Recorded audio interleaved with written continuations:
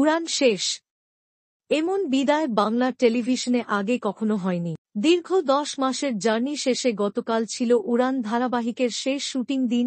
অনেকের ভাবনায় ছিল, উড়ান শেষ হবে কবে। অবশেষে সেই উত্তর মিলল। প্রথম দিকে মহারাজ ও পূজারিনীর কেমিস্ট্রি দর্শকদের আকর্ষণ করেছিল, কিন্তু পরে টিআরপি তালিকায় পিছিয়ে পড়ে ধারাবাহিকটি।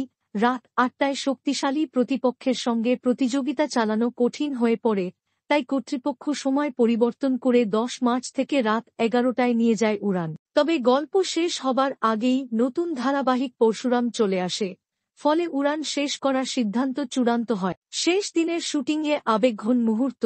রত্নাপ্রিয়া শেষ শুটিংয়ের ছবি পোস্ট করে লিখেছেন, অবশেষে আমরা শেষ দিনে শুট করলাম। আগামী সপ্তাহেই লাস্ট এপিসোড। উড়ান শেষ হলেও গল্প থেকে যাবে মনে। আপনারা উড়ান কতটা মিস করবেন কমেন্টে জানান। আর বাংলা বিনোদনের সকল আপডেট পেতে চ্যানেলটি সাবস্ক্রাইব করুন ও বেল আইকন বাজিয়ে দিন। ধন্যবাদ।